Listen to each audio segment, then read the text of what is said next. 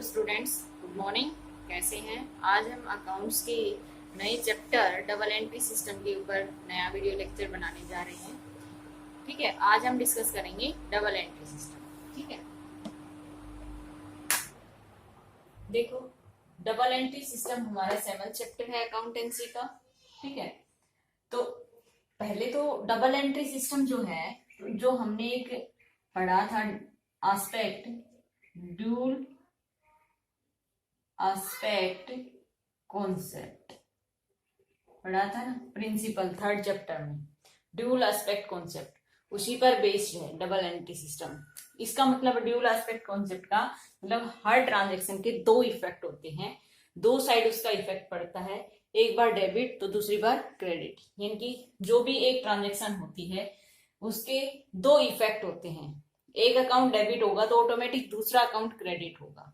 ठीक है, तो अब इसके बारे में डिस्कस करने से पहले हम थोड़ा डिस्कस कर लेते हैं डबल एंट्री सिस्टम की हिस्ट्री के बारे में। तो डबल एंट्री सिस्टम जो है, इसके ऊपर सबसे पहले एक बुक लिखी गई।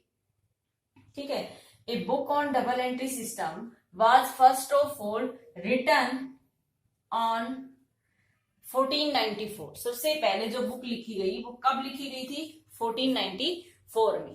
किसके द्वारा? लुका पैसियोली के द्वारा। किसके द्वारा लिखी गई थी? लुका पैसियोली के द्वारा लिखी गई थी। वो कहाँ का रहने वाला था? वेनिस ऑफ इटली, यानी कि इटली के वेनिस शहर का रहने वाला था। ठीक है, तो सबसे पहले डबल एंट्री सिस्टम के ऊपर जो बुक लिखी गई वो 1494 में लिखी गई थी। किसने लिखी थी? लुका पैसियोली ने लिखी थी। वो कहाँ का रहने वाला था? वेनिस ऑफ इटली का रहने वाला था।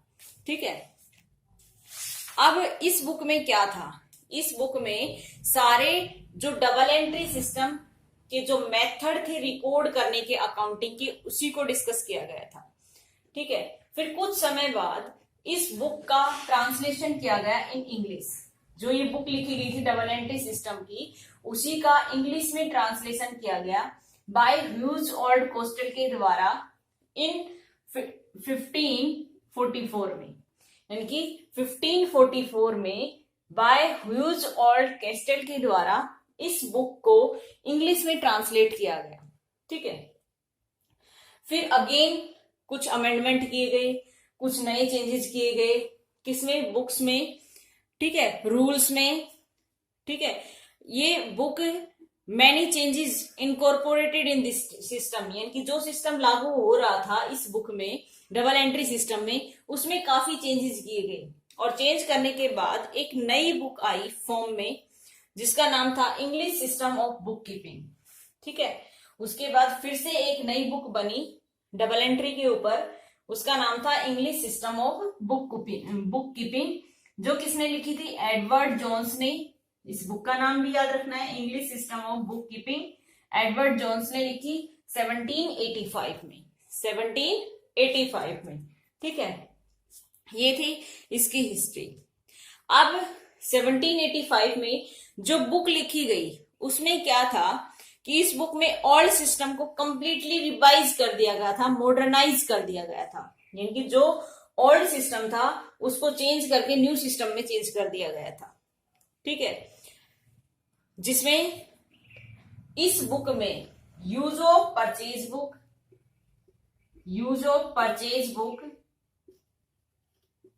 सेल्स बुक, ठीक है, जितने भी सब्सिडरी बुक्स है ना, उनका यूज किया गया। Preparation of trial balance was discussed first of all, यानी कि सबसे पहले इसमें परचेज बुक के बारे में, सेल बुक के बारे में, ट्रायल बैलेंस कैसे प्रिपेयर करते उसके बारे में डिस्कस किया गया। ठीक है, फिर अब आते हैं इसके मीनिंग के ऊपर।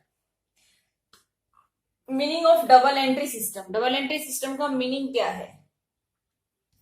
क्या कहता है डबल एंट्री सिस्टम कि every business transactions affect at least two aspects, two accounts. यानी कि हर बिजनेस ट्रांजेक्शन से दो अकाउंट्स पर इफेक्ट पड़ता है। एक को डेबिट किया जाएगा तो ऑटोमेटिक दूसरे को क्रेडिट किया जाएगा। एक अकाउंट डेबिट होगा तो दूसरा अकाउंट ऑटोमेटिक क्रेडिट होगा। हर बिजनेस ट्रांजेक्शन की दो इफेक्ट्स होते हैं, एटलीस्ट टू एस्पेक्ट्स होते हैं, one is debited and other is credited. देखो बेटा, अब हम डिस्कस करते हैं characteristics of double entry system. इनकी डबल एंट्री सिस्टम की क्या क्या कैरेक्टरिस्टिक्स हैं। फर्स्ट है every business transaction affect two account, यानी कि हर बिजनेस ट्रांजैक्शन से एटलीस्ट दो अकाउंट्स पर इफेक्ट पड़ता है। एक को डेबिट किया जाता है तो दूसरे को क्रेडिट किया जाएगा, एटलीस्ट टू इफेक्ट्स।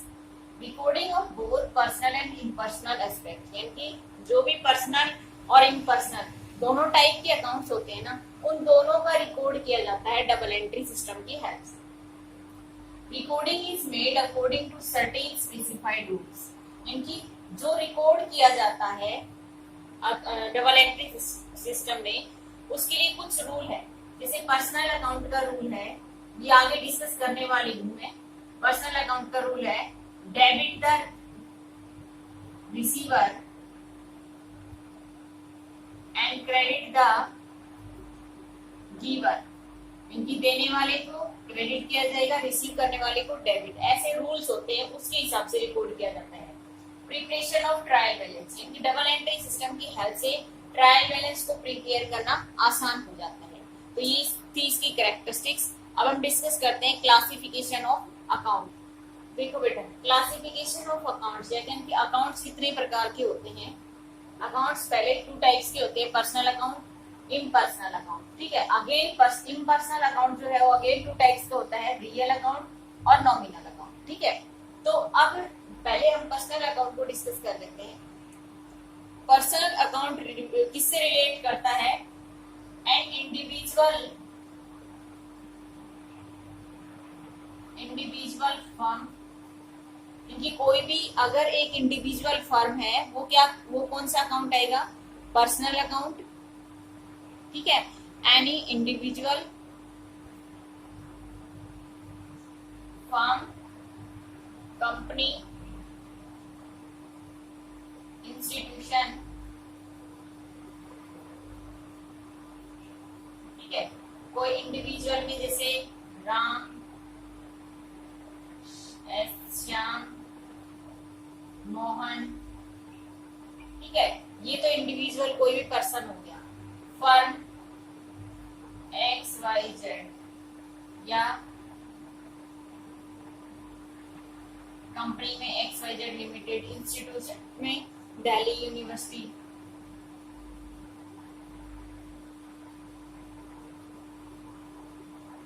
ठीक है, ऐसे ही पर्सनल अकाउंट में कोई इंडिविजुअल हो सकता है, कोई फर्म हो सकती है, कोई कंपनी हो सकती है, कोई इंस्टीट्यूशन हो सकता है। ठीक है, रियल अकाउंट, अब अगेन पर्सनल अकाउंट को 3 पार्ट्स में डिवाइड किया हुआ है, उसको डिस्कस करते हैं हम। देखो, पर्सनल अकाउंट अगेन 3 टाइप का होता है, natural personal account, artificial personal account, representative personal account. पहले पर्सनल अकाउंट का रूल देखो। पर्सनल अकाउंट का रूल होता है debit the receiver and credit the giver, इनकी जो रिसीवर होगा उसको डेबिट किया जाएगा और जो देने वाला होगा उसको क्रेडिट किया जाएगा, ये रूल है। अब इसके हिसाब से एंट्री करके देखो, जैसे cash paid to Mohan, Mohan को 5,000 रुपए का कैश पे किया, तो मोहन क्या है, रिसीव करेगा कैश को, तो मोहन डेबिट आ जाएगा, Mohan debit to cash account, यानी रिसीवर डेबिट आएगा। जब भी कोई इंडिविजुअल पर्सन, ठीक है, कोई इंस्टीट्यूशन, कोई फर्म, कोई कंपनी जब रिसीव करेगी तो वो डेबिट में आएगी। ठीक है, और जब जैसे दूसरा क्वेश्चन निकाल लो,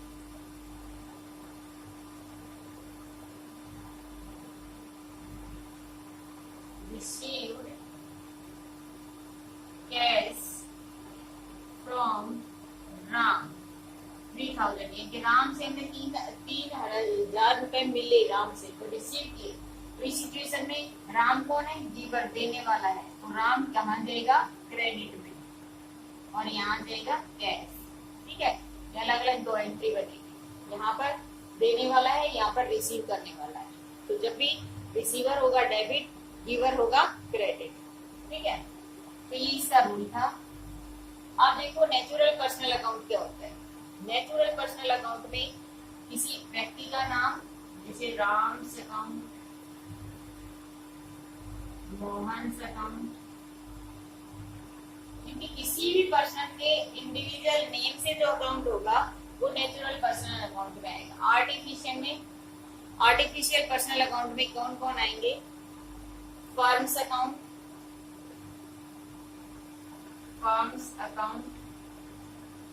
बैंक्स अकाउंट, इंस्टीट्यूशंस अकाउंट, ठीक है, कंपनी अकाउंट,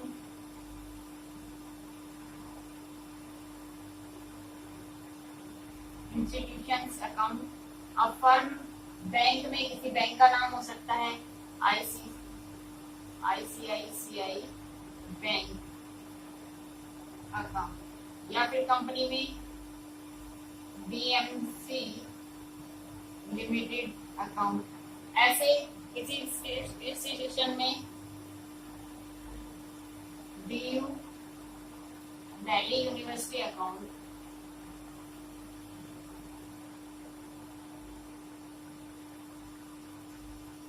तो ये क्या है? Artificial person. ठीक है, ये आर्टिफिशियल पर्सनल अकाउंट है। रिप्रेजेंटेटिव पर्सनल अकाउंट में आता है outstanding salary account, prepaid insurance account, authored income account,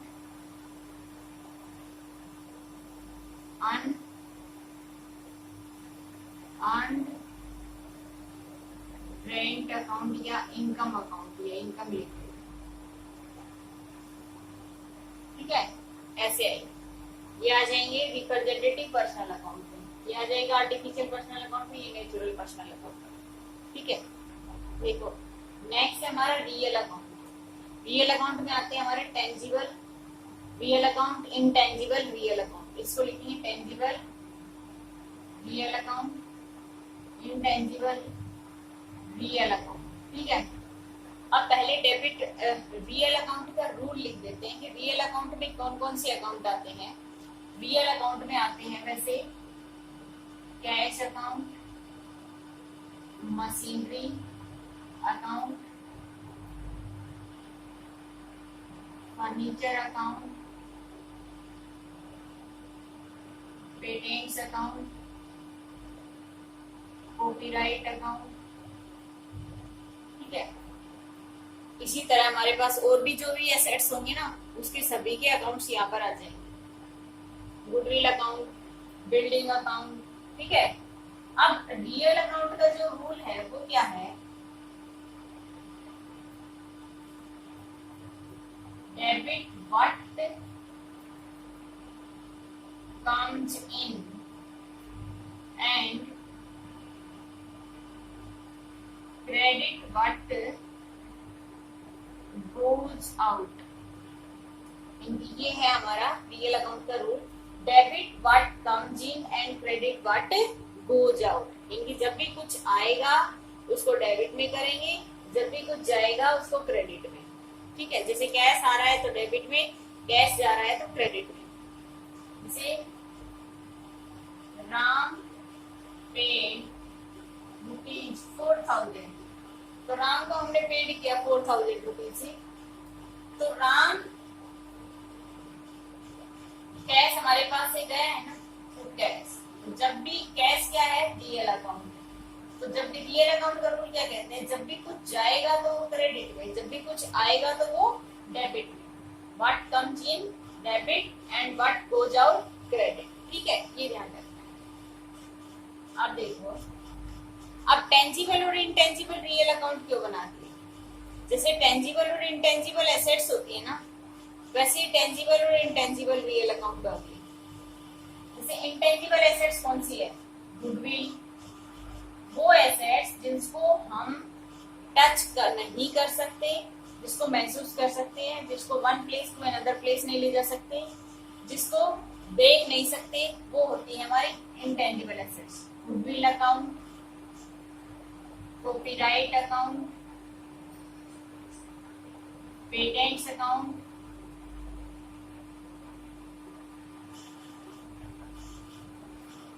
trademark account, ठीक है, कंप्यूटर सॉफ्टवेयर अकाउंट, और टेंजिबल में आ जाएगा कैश अकाउंट, जिन वो एसेट्स जिसको हम टच कर सकते हैं, ठीक है, stock account, machine account, furniture account, building account, land account, ठीक है। ये क्या है हमारे रियल अकाउंट, ठीक है। रियल में टेंजिबल रियल अकाउंट है ये, और ये इंटेंजिबल रियल अकाउंट है। क्लियर। अब नेक्स्ट एंड लास्ट हमारा नॉमिनल अकाउंट। देखो नॉमिनल अकाउंट में हम किसको, कौन से अकाउंट्स को इंक्लूड करते हैं? These accounts includes all incomes and expenses, यानी इस अकाउंट में हम सारे इनकम एंड एक्सपेंसेस को इंक्लूड करते हैं। इसको इंक्लूड करते हैं सभी इनकम एंड एक्सपेंसेस। तो एक्सपेंसेस के मामले में हमारे एग्जांपल होंगे एक्सपेंसेस जैसे बैड डेट्स हो गया, सैलरी हो गई, वेजेस हो गई, ठीक है। और भी बहुत सारे एक्सपेंसेस होते हैं हमारे, डिस्काउंट हो गया, रेंट पेड, डिस्काउंट अलाउड, ठीक है। और इनकम के मामले में rent receive,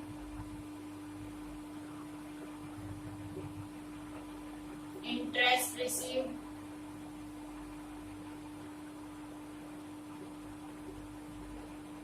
discount receive, commission receive,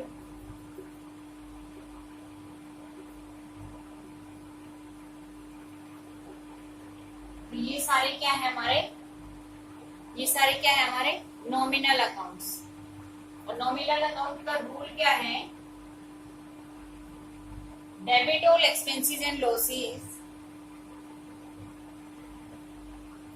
debit और expenses and losses and credit or income and gains, क्योंकि जब भी एक्सपेंस होगा, जैसे हमने सैलरी पेड, तो ये एक्सपेंस हो गया, तो आएगा सैलरी टू कैश, तो ये क्या था नॉमिनल अकाउंट, डेबिट में आ गया, ठीक है। जब भी कोई एक्सपेंस या लॉस होगा तो वो डेबिट में आएगा, जब भी कोई इनकम या गेन होगा वो क्रेडिट में आएगा। जैसे रेंट रिसीव हो गया, रेंट रिसीव हो गया तो यहाँ जाएगा कैश टू रेंट। रेंट क्या है? इनकम। जब भी इनकम या गेन होगी क्रेडिट में, जब भी एक्सपेंस या लॉस होगा डेबिट में, ठीक है। तो ये थे हमारे तीनों रूल्स। अब थोड़ा सा एक पॉइंट और डिस्कस करना है कि जैसे रेंट जो अकाउंट है ये क्या है? नॉमिनल अकाउंट अभी बताया है, ठीक है। लेकिन आउटस्टैंडिंग रेंट अकाउंट क्या है? ये है पर्सनल अकाउंट। पर्सनल अकाउंट में रिप्रेजेंटेटिव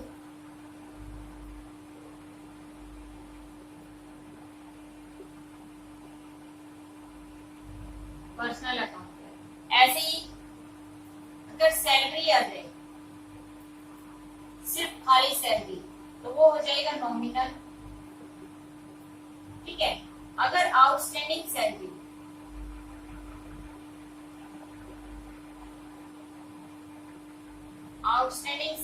आ जाए तो वो हो जाएगा पर्सनल। पर्सनल में सेम रिप्रेजेंटेटिव पर्सनल अकाउंट आएगा। ठीक है, ऐसे ध्यान रखना जब भी किसी एक्सपेंस या इनकम के सामने प्रीफिक्स या सफिक्स लग जाए तो वो क्या बन जाएगा, रिप्रेजेंटेटिव पर्सनल अकाउंट। प्रीफिक्स यानी कि आउटस्टैंडिंग लग जाए, सफिक्स यानी कि प्रीपेड, ठीक है, प्रीपेड लग जाए या फिर अकर्ड या फिर अनअर्न्ड, ये अगर इनके आगे लग जाए तो ये क्या बन जाएंगे फिर रिप्रेजेंटेटिव पर्सनल अकाउंट यानी कि पर्सनल अकाउंट। अगर ये इनके साथ ना हो तो ये क्या होंगे, हमारे नॉमिनल्स अकाउंट। ठीक है,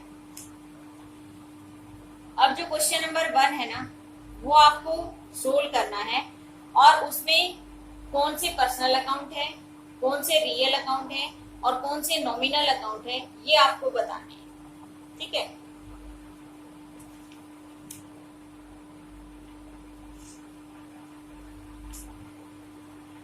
अब देखो बेटा, stage of double entry system. Double entry system की कौन कौन सी स्टेज होती है? एक है ओरिजिनल रिकॉर्ड।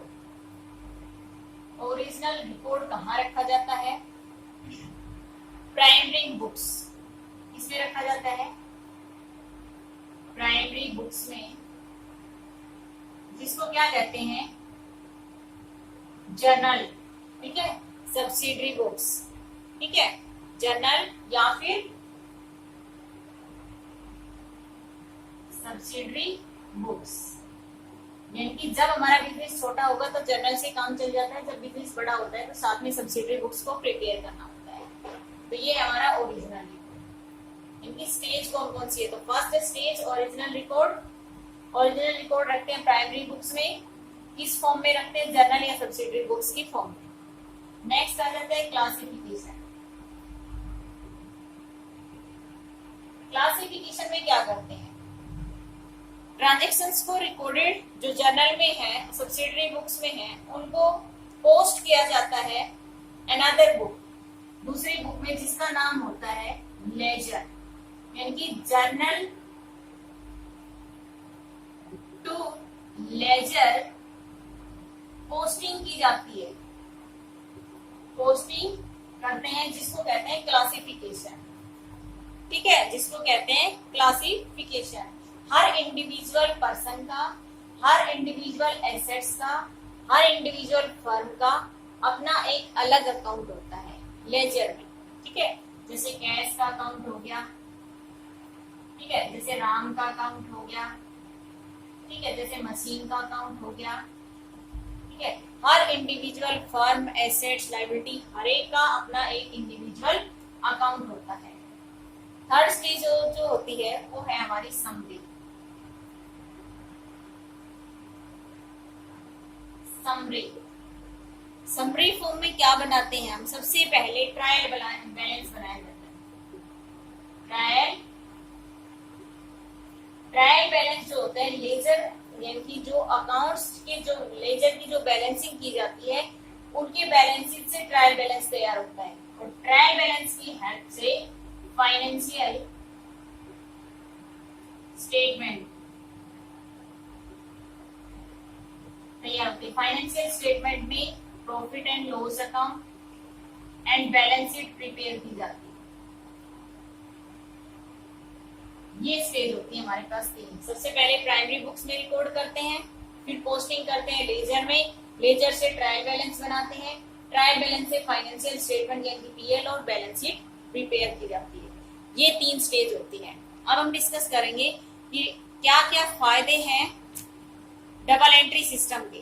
ठीक है, अब इसके एडवांटेजेस और डिसएडवांटेजेस और डिस्कस करें। देखो डबल एंट्री सिस्टम की क्या फायदे हैं। सबसे पहले है scientific system.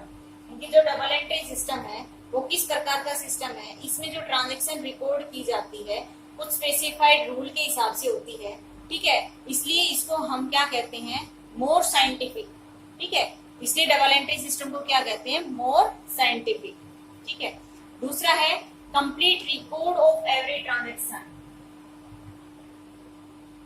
Complete record of every transaction, her transaction का कंप्लीट रिकॉर्ड होता है इसके अंदर डबल एंट्री सिस्टम में। इसकी हेल्प से preparation of trial balance,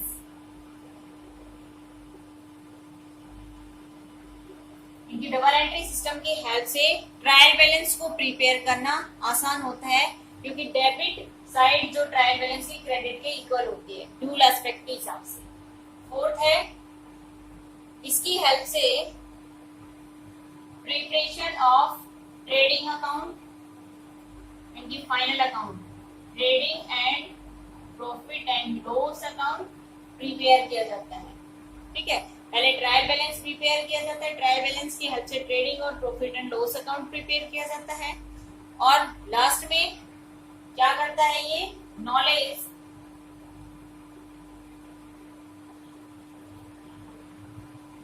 knowledge of financial position,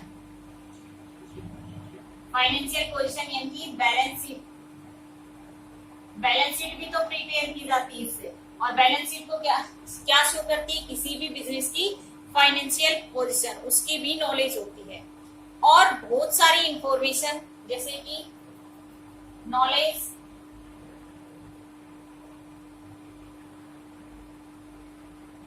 of various information, काफी इंफॉर्मेशन हमें मिलती है, कैसे कैसे कि सेल कितनी रही, total sale for the year, purchase, ठीक है, हमारी लायबिलिटी कितनी है, कैपिटल कितनी है, एसेट्स कितनी है, एसेट्स में फिक्स एसेट्स कितनी है, ठीक है, उसमें टेंजिबल कितनी है, ये सारी हमें इंफॉर्मेशन इससे मिलती है। डेटर्स कितने हैं, हमारे क्रेडिटर्स कितने हैं, हमें कितने एक्सपेंसेस पे करने हैं। और नेक्स्ट है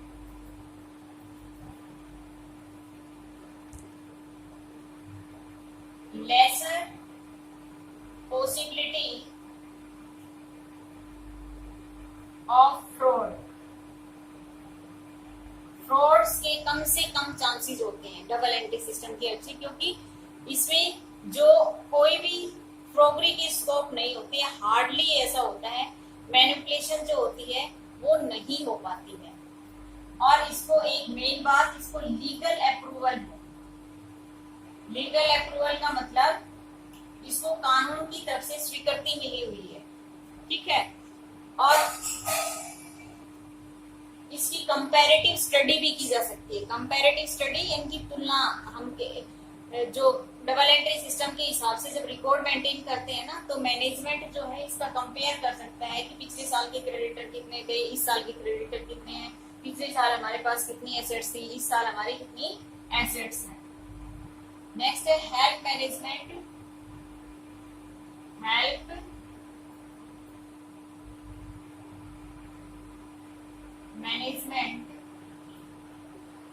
मैनेजमेंट की हेल्प करती है in decision making,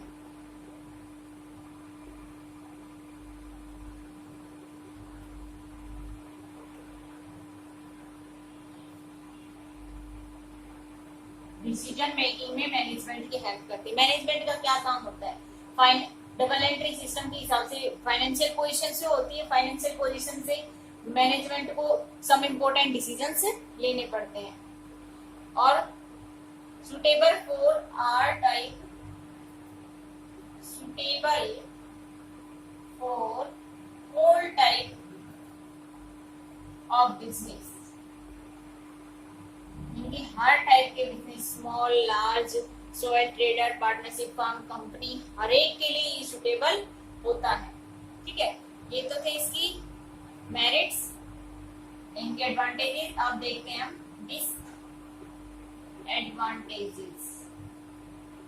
disadvantages of double entry system.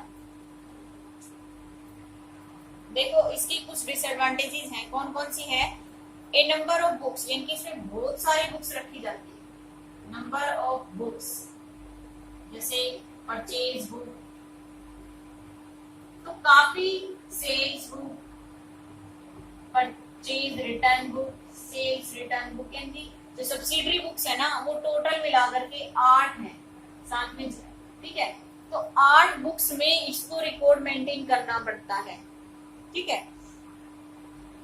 A number books are to be kept under this system, तो इससे ये क्या हो जाता है, जब इतने बुक्स को में रिकॉर्ड करते हैं तो काफी एक्सपेंसिव हो जाता है। It is quite difficult to apply the rule of debit and credit, यानी कि जो बार बार ये बोल रहा है कि जो डेबिट और क्रेडिट के जो रूल अभी मैंने बताए हैं उनको फॉलो करना भी काफी डिफिकल्ट होता है, ठीक है, उनको फॉलो करना भी काफी मुश्किल होता है। Only the arithmetical accuracy, arithmetical का मतलब टोटलिंग की गलती ही पता चलती है, ट्रायल बैलेंस से सारी गलतियां मिस्टेक्स पता नहीं चलती हैं, ठीक है, सिर्फ जो अर्थमेटिकल एक्यूरेसी है वो ही आइडेंटिफाई कर पाते हैं, ठीक है। ये थी हमारी डिसएडवांटेजेस इसकी। तो आई होप आपको अच्छे से समझ आ गया होगा और हमारा ये चैप्टर कंप्लीट हो गया। बाकी नेक्स्ट वीडियो में नए चैप्टर के साथ अगेन हम दोबारा से मिलेंगे। Okay, bye.